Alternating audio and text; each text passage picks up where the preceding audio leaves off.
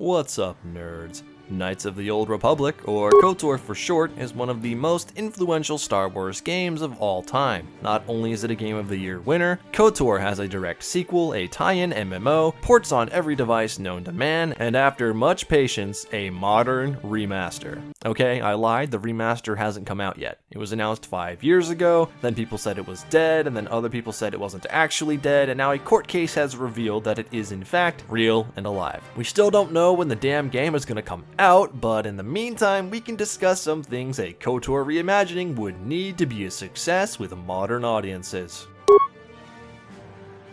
Character creation is an important part of any role-playing game, whether the player decides to sculpt a flawless deity or an abyssal creature unfit for the eyes of mortals. It's all part of the fun either way. Unfortunately, classic KOTOR does not have a character creator, preferring to use preset portraits instead. Though these are serviceable, it would be much better if players' imaginations could run wild. An in-depth character creator with all the modern bells and whistles, well, maybe not all of them, would go a long way in making the KOTOR remaster more fun. And what better way to document player-made models and monstrosities than with a photo mode? Though not part of the direct gaming experience, photo modes allow for players to capture memories and immortalize them. Whether they be used for showing off beautiful scenery, creating posts for social media, or simply messing around with sliders until something funny happens, a photo mode would be an excellent addition to the KOTOR remaster. Granted, it may take a while for the game to be optimized enough to handle a photo mode, but hey, if Baldur's Gate 3 can get a photo mode post-launch, so can the KOTOR remaster. Speaking of Baldur's Gate 3, something the remaster could really use is an increased difficulty option.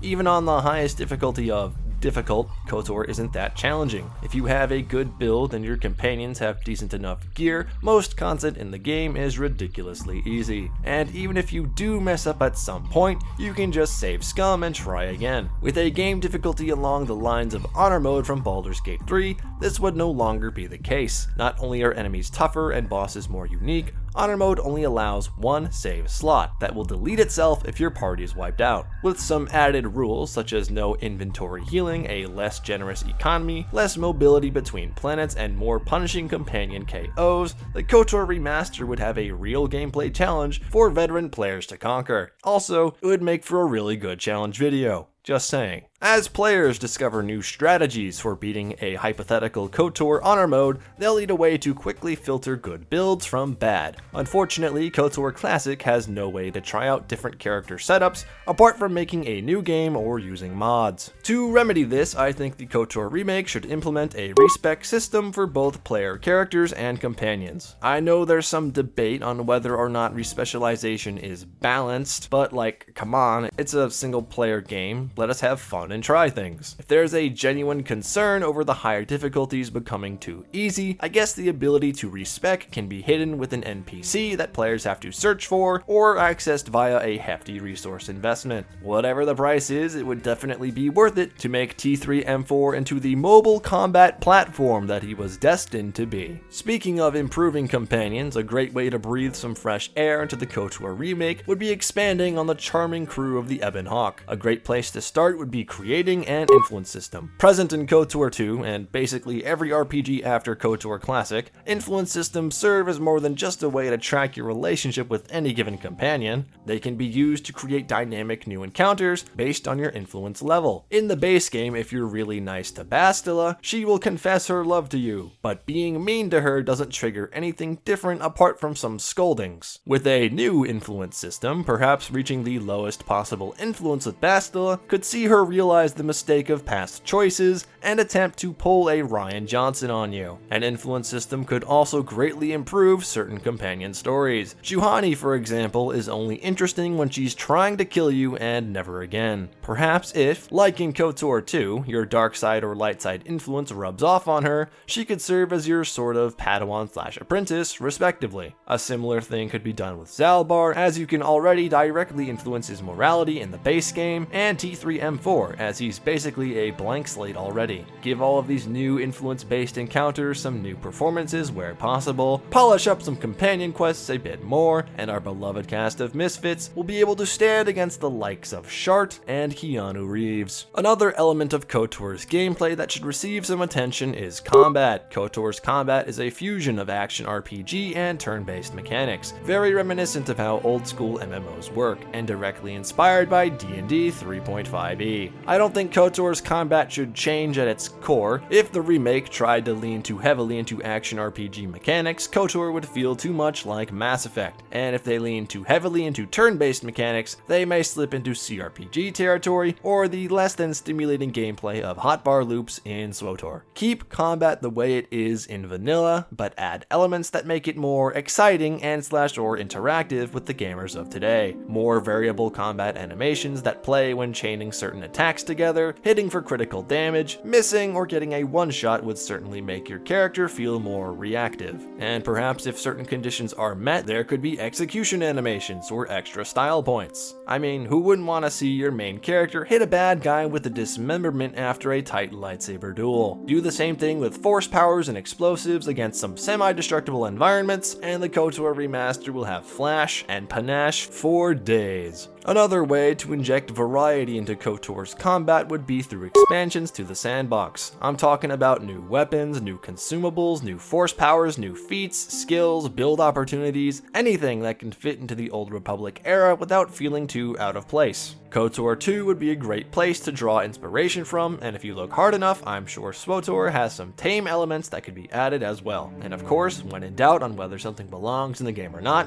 leave it to the fans to decide. The number one way to preserve an RPG's lifespan after release is with a healthy modding scene. Provide fans with tools to develop for the game, a mods tab, and plenty of storage space, and the KOTOR remaster will be well loved after official support ends. Proof of this fact, and my final request for the KOTOR remaster, is the KOTOR 1 Restoration mod. It has retextures, more dialogue, more NPCs, bug fixes, sandbox improvements, new events, a new game difficulty, and tons of other features that didn't make it into the full release of KOTOR Classic. It's only through the power of modding and a dedicated community that these unfinished aspects of the game were realized. Obviously, everything in the KOTOR 1 Restoration should be implemented into the KOTOR remaster, though hopefully with less of a legal fuss than what happened with KOTOR 2 on Switch. But yeah, that's my list of things I hope the KOTOR 1 remaster has for it to be a success in the modern day. If you believe I missed anything in this video, feel free to comment down below and let me know what you think. If you want to catch me live, I stream KOTOR and other RPGs on Tuesdays, Thursdays, Saturdays, and Sundays at 7:30 p.m. EST. And if you really want to support my channel, please subscribe for more content like this. Until we hear about the KOTOR remake again, my friends, see you later.